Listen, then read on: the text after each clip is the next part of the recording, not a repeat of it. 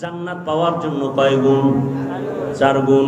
1 number ঈমান আনতে হবে, দ্বিতীয় আমল করতে হবে। ঈমানও আনছেন, নামাজও পড়েন, রোজা রাখেন, জান্নাত রেডি। আর না আরো 2 গুণ আছে, আরো 2টা গুণ। ঈমান আমলের দাওয়াত অন্যকে দাও, যারা বিরোধিতা করে বাধা দাও। অন্যকে, আমার পরে আমার অন্যকে, শেষ 5 মিনিটে শেষ। আমার পরে অন্যকে দাওয়াত দিব। অন্য বলতে কে? আহাল। কে? قال رسول الله صلى الله عليه وآله وسلم আলা কুল্লুকুম রাঈন ওয়া কুল্লুকুম মাসউলুন আন রাইয়াতিহি। দায়িত্বশীলরা দায়িত্ব পালন করিও। ও পর্দার আড়ালের মা বোনেরা, ও যুবক, ও বৃদ্ধ বাবাজি, কয়দিন আর দুনিয়ার বাহাদুরি, চোখের সামনে লাশ আর লাশ। আমি এতক্ষণ আপনাদের যত বয়ান শুনাইলাম, একবারও কিন্তু বলি নাই আপনারা আমার মতো টুপি লাগাইয়া, পাগড়ি লাগাইয়া, হুজুর হইয়া মাদ্রাসায় যান, স্কুল ছেড়ে দেন, তাবলিগে যান, কওমি মাদ্রাসায় যান, আপনারা পীরের কাছে যান। একবারও বলছি? বলি নাই। বরং ফাইনাল বলে গেলাম, ও যুবক, তুমি স্কুলে পড়ো, কলেজে পড়ো, চাকরি করো, ব্যবসা করো, সেখানে থেকে রসুলের মহব্বতের মালা গলায় পড়ো। তোমার মতো যুবক জেনারেল লাইনে পড়িয়াও 5 বেলার নামাজ পড়ে আছে না নাই? আর কোনো ওয়াজের দরকার নাই। তুমি মনটাকে বুঝাইও, ওরে মন, আমার মতো জেনারেল লাইনে পড়ুয়া যুবক ছেলেটা যদি 5 ওয়াক্ত নামাজ পড়ে, স্কুলে পড়ে, কলেজে পড়ে, আমি কেন পারবো না? আমার মতো যুবক কোনদিন আর্মি পড়ে নাই, মাদ্রাসায় পড়ে নাই, স্কুল কলেজে পড়িয়া রাস্তায় গাড়ি চালায়, ড্রাইভারি করে, 5 বেলার নামাজ পড়ে নাই? বলো, তোমার পায়ে হাত রেখে বলছি, তুমি কেন পারো না? তোমার মতো যুবক র্যাব, আর্মি, পুলিশ, বিডিআরের চাকরি করে, 5 ওয়াক্ত নামাজ পড়ে, তুমি কেন পারো না রে বাবা? নিজের বিবেকটাকে একটু প্রশ্ন করো। পর্দার আড়ালের আম্মা জান বোনেরা, আপনার মতো কত মা এই মাদক দিয়ে এলাকার মধ্যে এখনো পাওয়া যাবে, পর্দা করে, স্বামীর মাল হেফাজত করে, সন্তানগুলো আদর্শওয়ালা বানানোর প্রচেষ্টা করে, মোবাইলে সময় নষ্ট করে না। এরে আম্মা জান, আপনারা কেন পারবেন না? ও বোনেরা, আপনার মতো কত বোন লেখাপড়া করে, 5 ওয়াক্ত নামাজ পড়ে, পর্দা করে, মোবাইলে সময় নষ্ট করে না, আপনি কেন পারবেন না? পেছনের গুনাহ থেকে একটাই পথ আছে, তওবা করবেন। আল্লাহর কাছে তওবা করলে গুনাহ মাফ হয়ে যাবে। ও বাবাজিরা, ও যুবক বাবারা, আল্লাহর কাছে তওবা করো মন থেকে, মনে মনে বলো, হে মালিক, জীবনে মনের চাহিদা পূরণ করিয়া কত অন্যায় করে ফেলেছি। মনে চাইছে দাড়ি রাখবো না, রাখি নাই। মনে চাইছে নামাজ পড়বো না, পড়ি নাই। মনে চাইছে পার্কে পার্কে ঘুরবো, দৌড়ায় পার্কে চলে গেছি। মনে চাইছে আমি নেশা পান করবো, নেশা পান করেছি। মনে চাইছে মা বাবার সাথে বেয়াদবি করবো, করেছি। মনে চাইছে শিক্ষকের সাথে বেয়াদবি করবো, করেছি। মনে চাইছে আলেমদের বিরোধিতা করবো, করেছি। ও আল্লাহ, বুঝতে পারি নাই, আজকে থেকে তওবা করতে চাই। আমার মতো যুবক যদি জেনারেল লাইনে থাকিয়াও দ্বীনের উপরে নবীর আদর্শ মেনে চলে, আমিও তৈরি হয়ে গেলাম। আর নামাজ ছাড়বো না, দাড়ি কাটবো না, বেপরদায় চলবো না, মা বাবার সাথে বেয়াদবি করবো না, শিক্ষকের সাথে বেয়াদবি করে বরদোয়া নিব না, ওলামায়ে কেরামের পরামর্শ নিয়া নবীর তরিকা আদর্শ মেনে জীবন চালাবো। নামাজ পড়বো, দাড়ি রাখবো, পর্দা করবো, ওলামায়ে কেরামের পরামর্শ নিয়ে নবীর আদর্শ মেনে চলবো। তওবা করার মতো যদি অন্তর তৈরি হয়, মুনাফিকি যদি অন্তরে না থাকে, খাঁটি নিয়তে 2টো হাত আমার আল্লাহকে দেখাইয়া দাও। ও হাজী সাহেব, ভিআইপি প্যাকেজের হাজী, ছেলে বেপরদায় চলে, মেয়ে বেপরদায় চলে, কোনোদিন দাওয়াত দেন নাই। বরং অনেক সন্তানরা রমাজানে রোজা রাখতে চায়, বাবা বাধা দেয়, চেহারা নষ্ট হয়ে যাবে। এরকম বাপ আছে না নাই? চেহারা নষ্ট হয়ে যাবে।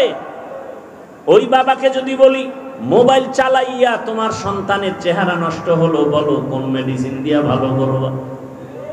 মাদকদের মুসলমান কসম করে বলে যায়, লিখে রাখি, ওরে মুমিন, দুনিয়াতে কত ডাক্তার বের হয়েছে, খালি বুঝায় কম খা, ডায়েট কর, শরীর কন্ট্রোল করো, খানা কন্ট্রোল করো, অনেক দিন বাঁচতে পারবা, সুস্থ থাকবা। ওয়াল্লাহি বিল্লাহি তাল্লাহি, আল্লাহর কসম, একবার আল্লাহর কসম, 2 বার আল্লাহর কসম, 3 বার করে বলে গেলাম, ওরে দুনিয়ার ডাক্তারদের ডায়েট করার এত থিওরির দিকে আগাইতেছে মানুষ, যা কয় তাই শুনে। একজনে সেদিন ভাত খাওয়া বন্ধ করছে, যদি কয় ঘুমও সাইরে দিবি, ঘুম সাইরে দিবে। কয় রসুল বলেন এমন এক ডায়েট আমি দিয়া দিলাম, যে ডায়েট করলে কলবেরও পাওয়ার বাড়বে, শরীরেরও পাওয়ার বাড়বে। তাহলে ভালো কোনটা? দুনিয়ার ডাক্তারেরটা না রসুলেরটা? এ আশেকে রসুল মানবেননি। রসুলের দেওয়া ডায়েট কি? সোমবার রোজা রাখো, বৃহস্পতিবারে রোজা রাখো। রোজা রাখলে দুনিয়ার সমস্ত চিকিৎসা বিজ্ঞানীরা একমত, শরীর সুস্থ রাখার একমাত্র পথ রোজা। রোজা রাখলে শরীরও সুস্থ থাকে, কলবে রুহের পাওয়ার বাড়ে।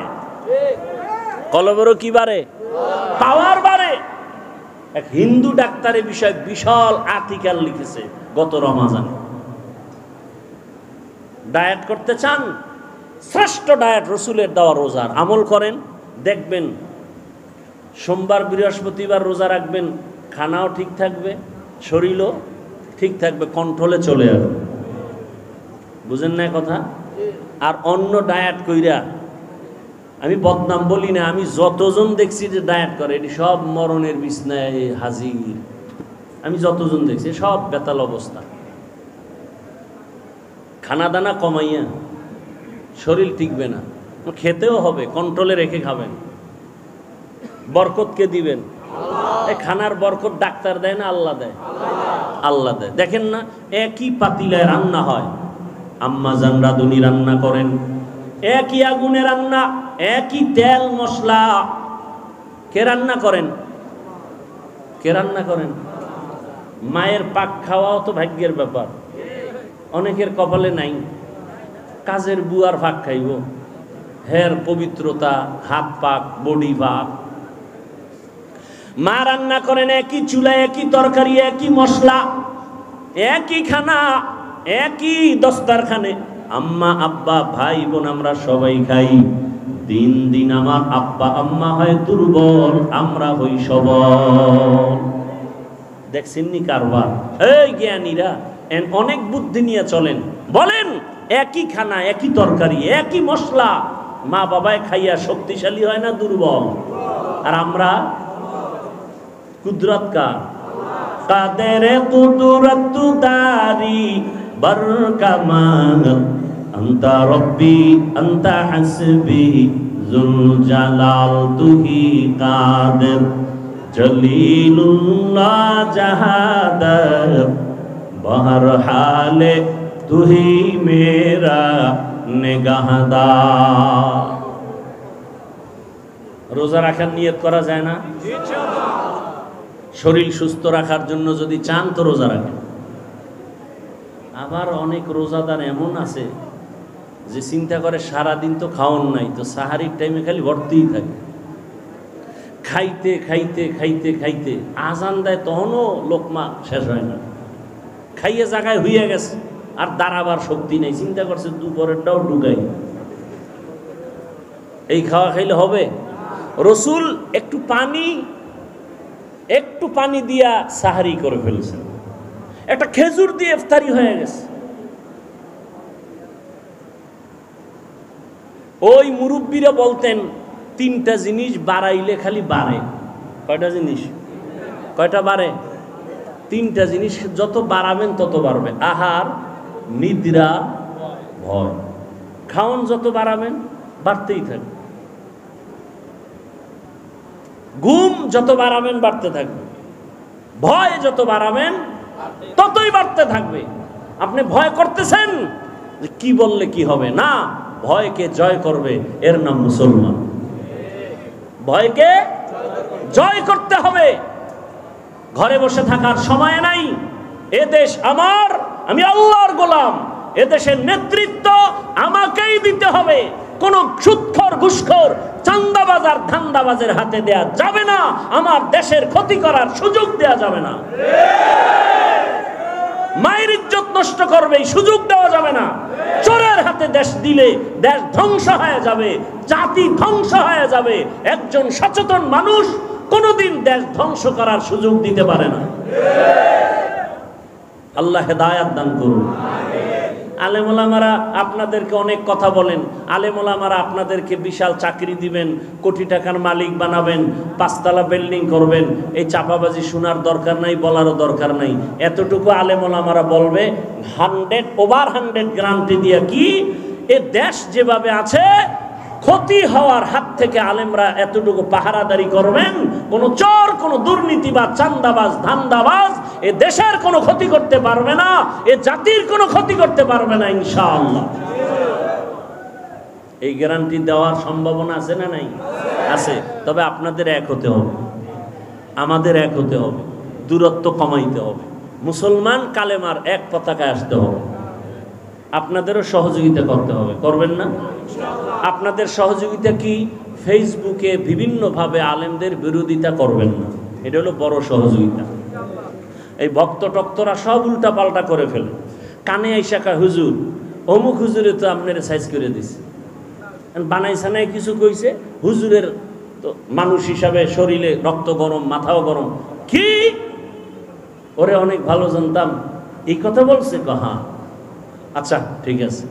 যদি ফেসবুক চালায় হুজুর তো জাগাত বিসমিল্লাহ ছাড়া লিখে দিবে 2 কলম ইশারা ইঙ্গিতে। আমি আলেম ওলামাদের থেকে এটা আশা করি না। এই আপনাদের মধ্যে এরকম ঝামেলা যুক্ত লোক আছে না? অন্তত ওলামায়ে কেরামের বিরুদ্ধে কিছু লিখবেন, পক্ষে লেখেন, পক্ষে লেখেন, বিরুদ্ধে লেখেন না। এটাই আপনাদের বড় সহযোগিতা।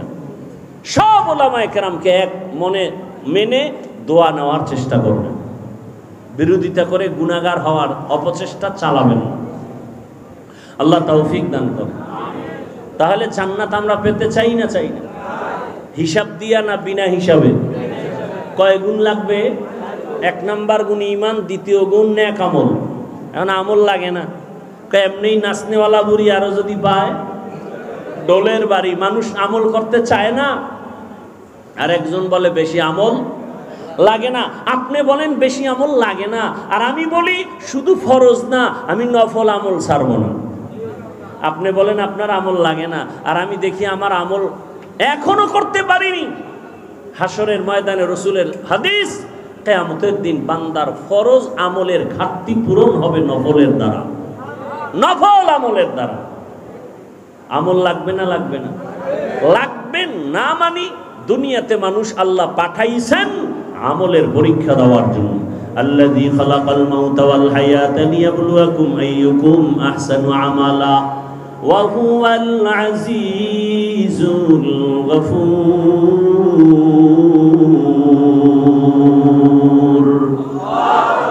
ঈমান আর আমলের এই 2টা দায়িত্ব পালন করার পর এরপরে দায়িত্ব ঈমান আমলের দাওয়াত অন্যকে দিব। ঈমান আমলের দাওয়াত অন্যকে, অন্যের জবাব আল্লাহ বলেন, ইয়া আইয়ুহাল্লাযীনা আমানু কু আনফুসাকুম ওয়া আহলিকুম নারা। জাহান্নামের আগুন থেকে আগে নিজেকে বাঁচাও, এরপরের দায়িত্ব তুমি আহালকে বাঁচাও, এরপরের দায়িত্ব তুমি উম্মতের বাঁচাও। এখন আহালকে আহাল আমি বাঁচার পরে এরপরে আমার দায়িত্ব আহালকে বাঁচানো, কথা ঠিক না? আমি যদি বাবা হই আমার আহাল হলো সন্তান, আমি যদি মসজিদের খতিব ইমাম হই আমার আহাল হলো মসজিদের মুসল্লি, আমি যদি মাদ্রাসার শিক্ষক হই আমার আহাল হলো ছাত্র, আমি যদি স্বামীর সিঁড়িতে বসি আমার আহালকে। স্বামী তুমি জাহান্নাম থেকে আগে বাঁচো, এরপরে তোমার দায়িত্ব তোমার স্ত্রী আহালকে জাহান্নাম থেকে বাঁচাও। বাবা মা তুমি আগে জাহান্নাম থেকে নিজেকে বাঁচাইও, দ্বিতীয় দায়িত্ব তোমার আহাল সন্তানকেও বাঁচাও। ও শিক্ষক জাহান্নাম থেকে আগে নিজেকে বাঁচাও, এরপরে তোমার দায়িত্ব আহাল ছাত্রকে বাঁচাও। ছাত্ররে কইছে, এই ছাত্র জামাত ছাড়া নামাজ পড়বি না 5 পিডা, আর আমি রুমের মধ্যে পর্দা লাগায় মোবাইলে গুনাহ দেখি।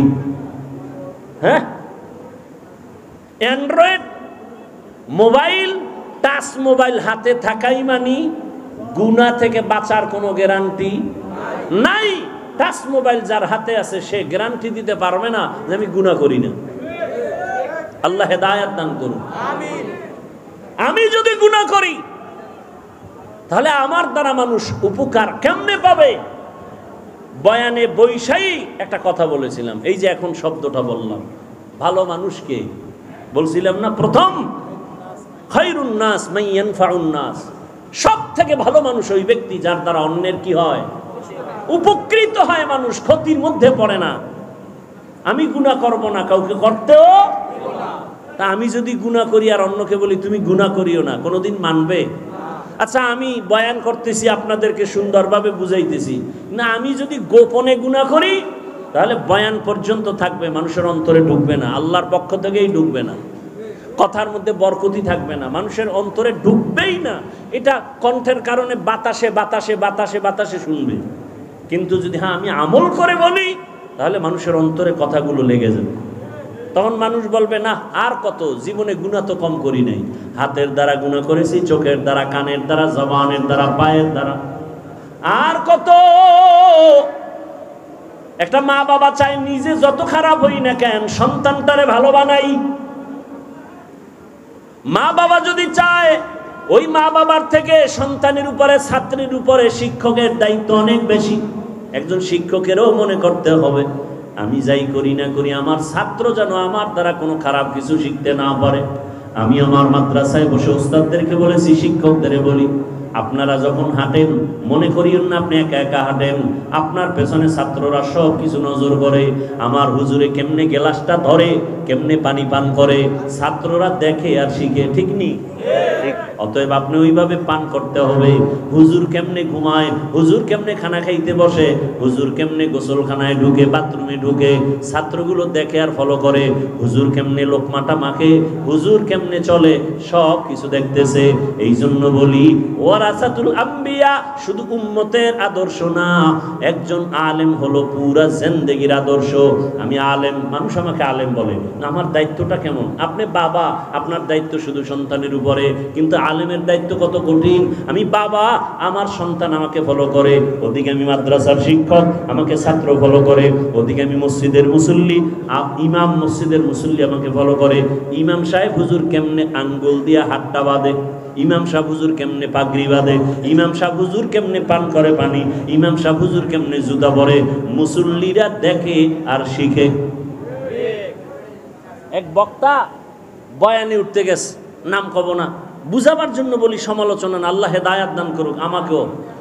বক্তা বয়ানে গেছে, টাইম শেষ, কিন্তু আর বাথরুমে যেতেই হবে, দৌড়ে গেছে পাশে এক প্রস্রাবখানায়।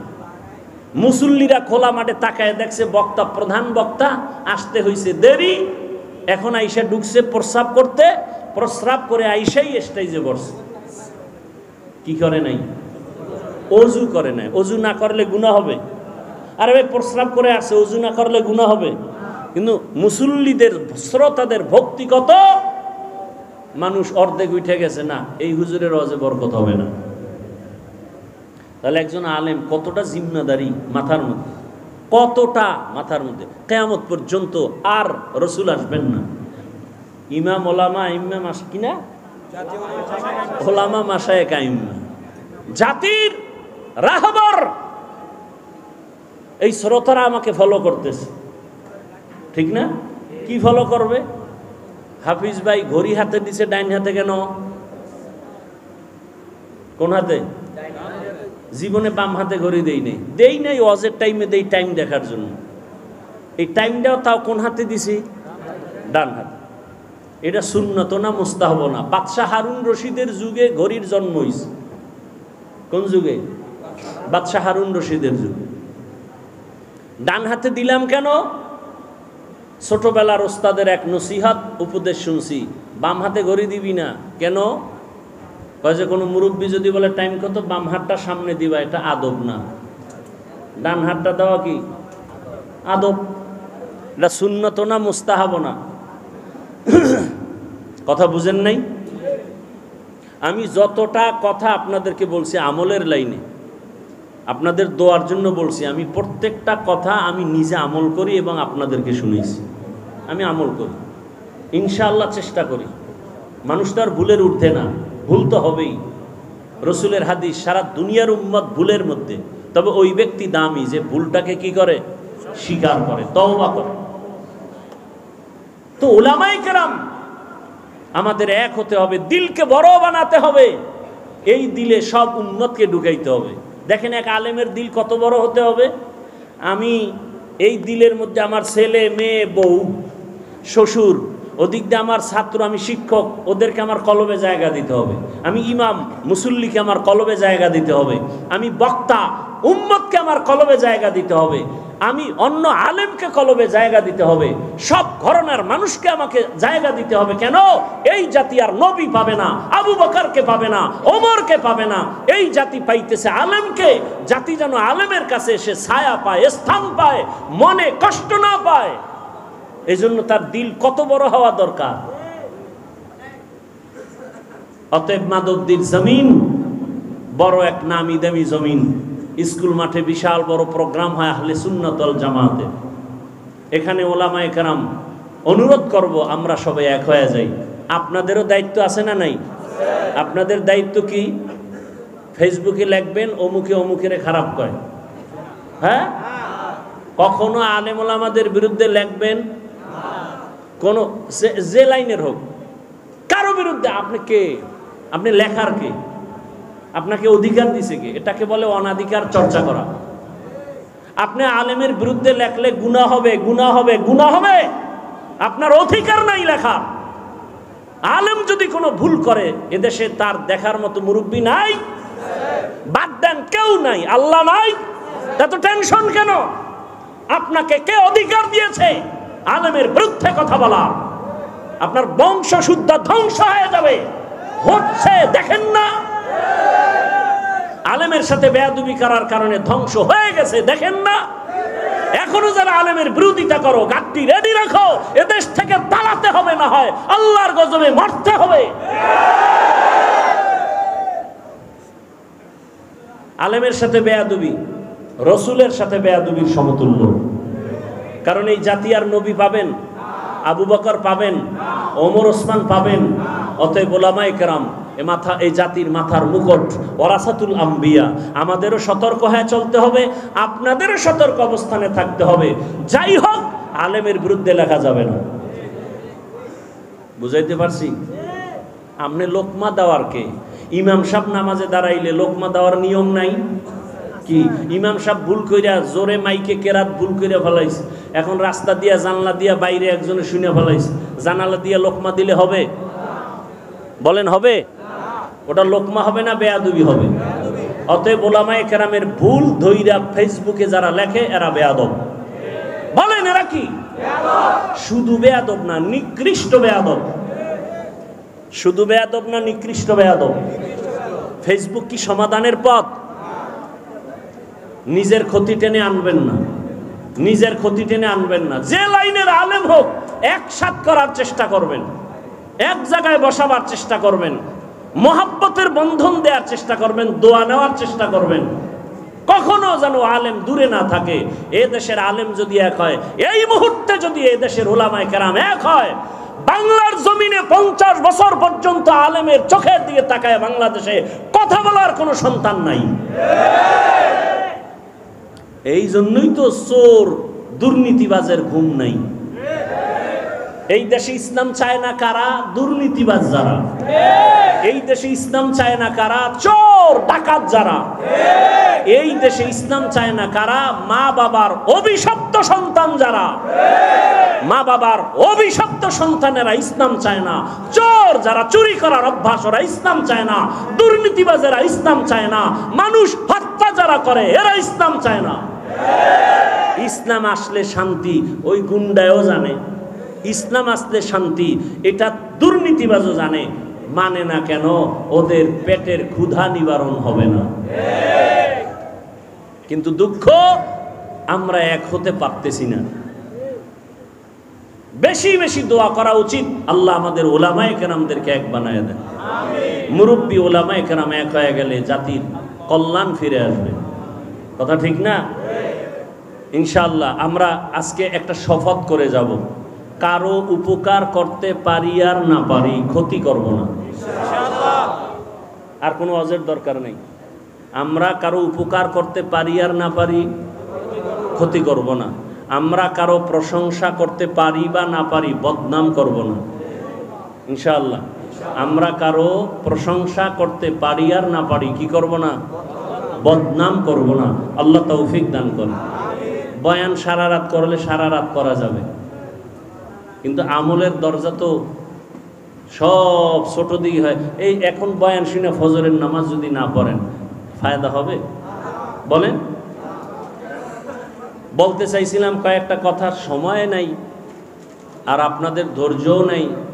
এই মাসটা চলতেছে আরবি নববর্ষের মাস, মুহররম। কি মাস?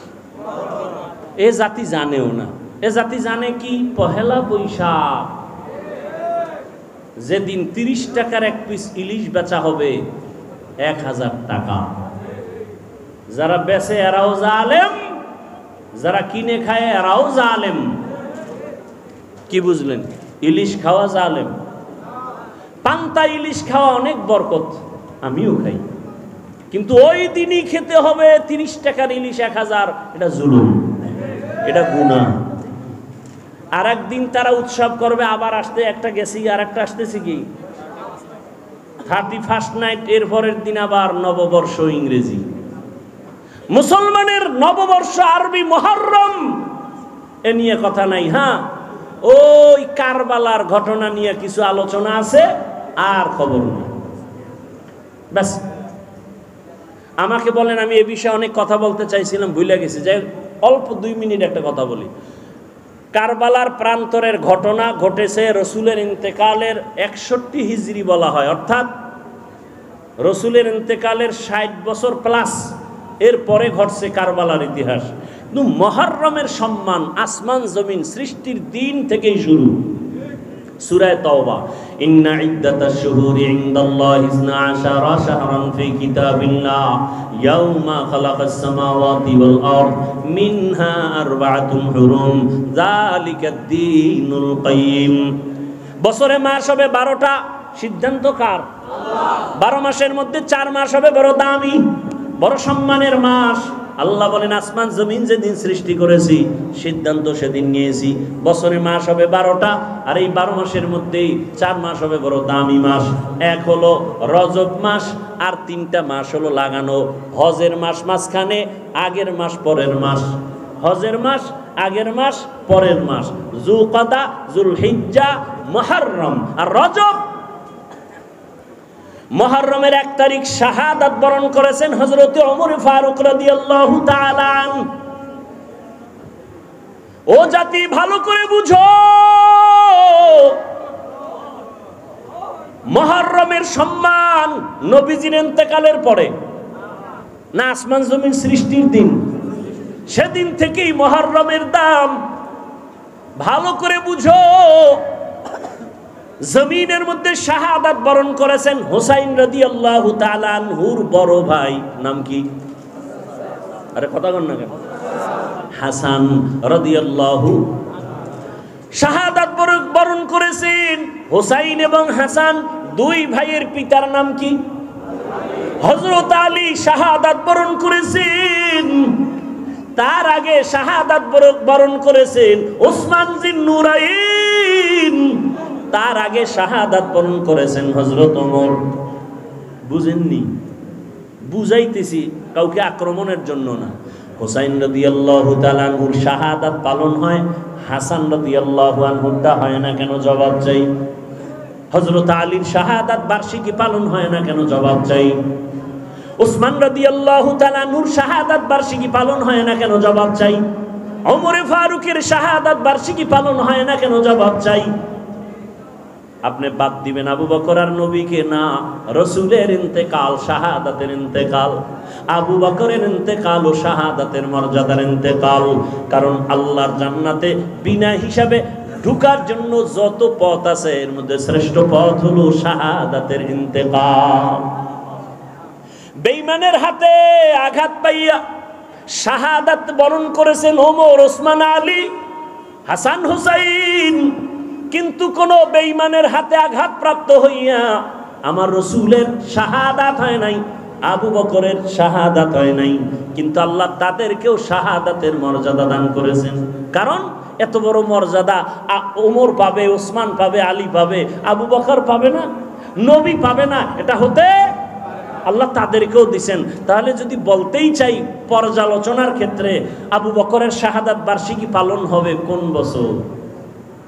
রাসূলের শাহাদাত বার্ষিকী পালন হবে কবে? জাকারিয়া আলাইহিস সালামের শাহাদাত বার্ষিকী পালন হবে কবে? ঈসা নবীর শাহাদাত বার্ষিকী পালন হবে কবে? এক নাম্বার 3, হুসাইন কারবালায় গেলেন কেন? কারবালার প্রান্তরে হুসাইন রাদিয়াল্লাহু তাআলা আনহু গেলেন কেন? আম্মা জান আয়েশা রাদিয়াল্লাহু আনহা বলেছিলেন, হুসাইন কারবালায় যাইও না, কিন্তু হুসাইন গেলেন কেন? হুসাইন বলে, আমি যাওয়ার কারণ কি? আমি চাই এ দুনিয়ার মানুষ একমাত্র আল্লাহর গোলামি করবে, ইয়াজিদের গোলামি করতে দেয়া যাবে না। মানুষ গোলামি করবে কার? আল্লাহ। কুফার মানুষগুলো ইয়াজিদের গোলাম হতে চলছে, মানুষকে আল্লাহর গোলামি বানাইতে হবে, মানুষের গোলাম হতে পারবে না। এই শৃঙ্খলা ঠিক রাখার জন্য চলে গেলেন কুফা নগরীতে। যুদ্ধ যখন চলে তখনও তার সন্তান একটা শাহাদাত বরণ করেছেন। ঠিক সেই সময়ে ইতিহাস বলে হুসাইন নামাজে রক্ত হয়েছে, নামাজ পড়েছেন, কাজা করেননি। এবার আপনাদের ফাইনাল প্রশ্ন, বরফির আব্দুল কাদের জিলানী, খাজা মাইনুদ্দিন চিশতি আজমিরি, কুতুবউদ্দিন বখতিয়ার কাকি, শাহজালাল, শাহপরান, শাহ মখদুম, খানজাহান আলী, দিল্লিতে আসে নিজামুদ্দিন আউলিয়া, এতগুলো যাদের নাম শুনাইলাম, মুজাদ্দেদ আলফে সানি, আমাকে আপনারা বলেন এরা কি দাড়ি বিহীন ছিলেন? এরা নামাজ ছাড়া ছিলেন? তাহলে আপনারা যদি ভক্তই দাবি করেন, আপনাদের দাড়ি নাই কেন? নামাজ নাই কেন?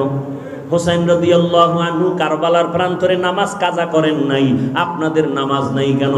অতএব আমি বলবো হুসাইনের ভক্ত তারা দাড়িওয়ালা নামাজি যারা, যারা নামাজ নাই, দাড়ি নাই, পর্দা নাই, আল্লাহর কসম এরা কোনোদিন আহলে বাইতের ভক্ত দাবি করার অধিকার নাই। শাহজালালের ভক্ত বউয়ের ভাগ লইয়া আল্লাহর বিলে গেছে, আর শাহজালাল আল্লাহর ভাগ লইয়া বিয়েই করে নাই। দুই ভাগলের ব্যবধান বুঝেননি? একটা দুনিয়ার ভাগল আর একটা আল্লাহর ভাগল। আল্লাহ হেদায়াত দান করুন। ওয়াল আসরি ইন্নাল ইনসানা লাফি খুসর ইল্লাল্লাযীনা আমানু ওয়া আমিলুস সালিহাত ওয়া তাওয়াসাউ বিল হক ওয়া তাওয়াসাউ বিস সবর। জান্নাত পাওয়ার জন্য কয় গুণ? 4 গুণ। 1 নাম্বার ঈমান আনতে হবে, দ্বিতীয় আমল করতে হবে। ঈমানও আনছেন, নামাজও পড়েন, রোজা রাখেন, জান্নাত রেডি। আর না আরো 2 গুণ আছে, আরো 2টা গুণ। ঈমান আমলের দাওয়াত অন্যকে দাও, যারা বিরোধিতা করে বাধা দাও। অন্যকে, আমার পরে আমার অন্যকে, শেষ 5 মিনিটে শেষ। আমার পরে অন্যকে দাওয়াত দিব। অন্য বলতে কে? আহাল। কে? قال رسول الله صلى الله عليه وآله وسلم ألا كلكم راع وكلكم مسؤول عن رعيته। দায়িত্বশীলরা দায়িত্ব পালন করিও। ও পর্দার আড়ালের মা বোনেরা, ও যুবক, ও বৃদ্ধ বাবাজি, কয়দিন আর দুনিয়ার বাহাদুরি, চোখের সামনে লাশ আর লাশ।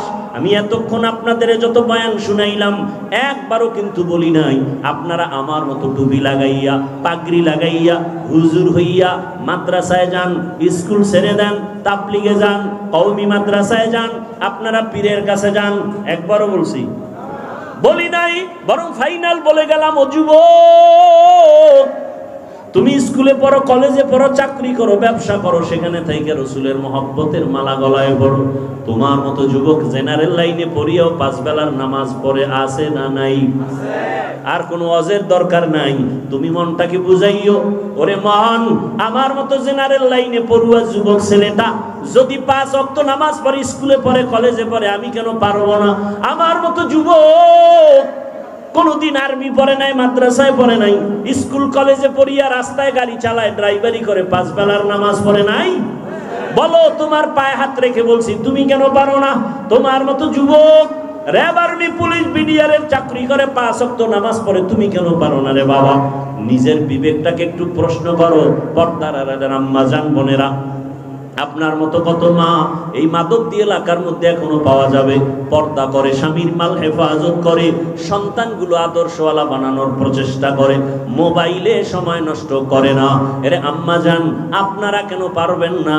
ও বোনেরা, আপনার মতো কত বোন লেখাপড়া করে, 5 ওয়াক্ত নামাজ পড়ে, পর্দা করে, মোবাইলে সময় নষ্ট করে না, আপনি কেন পারবেন না? পেছনের গুনাহ থেকে একটাই পথ আছে, তওবা করবেন। আল্লাহর কাছে তওবা করলে গুনাহ মাফ হয়ে যাবে। ও বাবাজিরা, ও যুবক বাবারা, আল্লাহর কাছে তওবা করো মন থেকে, মনে মনে বলো, হে মালিক, জীবনে মনের চাহিদা পূরণ করিয়া কত অন্যায় করে ফেলেছি। মনে চাইছে দাড়ি রাখবো না, রাখি নাই। মনে চাইছে নামাজ পড়বো না, পড়ি নাই। মনে চাইছে পার্কে পার্কে ঘুরবো, দৌড়ায় পার্কে চলে গেছি। মনে চাইছে আমি নেশা পান করবো, নেশা পান করেছি। মনে চাইছে মা বাবার সাথে বেয়াদবি করবো, করেছি। মনে চাইছে শিক্ষকের সাথে বেয়াদবি করবো, করেছি। মনে চাইছে আলেমদের বিরোধিতা করব, করেছি। ও আল্লাহ, বুঝতে পারি নাই, আজকে থেকে তওবা করতে চাই। আমার মতো যুবক যদি জেনারেল লাইনে থাকিয়াও দ্বীনের উপরে নবীর আদর্শ মেনে চলে, আমিও তৈরি হয়ে গেলাম। আর নামাজ ছাড়বো না, দাড়ি কাটবো না, বেপরদায় চলবো না, মা বাবার সাথে বেয়াদবি করব না, শিক্ষকের সাথে বেয়াদবি করে বরদোয়া নিব না, ওলামায়ে কেরামের পরামর্শ নিয়া নবীর তরিকা আদর্শ মেনে জীবন চালাবো। নামাজ পড়বো, দাড়ি রাখবো, পর্দা করব, ওলামায়ে কেরামের পরামর্শ নিয়ে নবীর আদর্শ মেনে চলবো।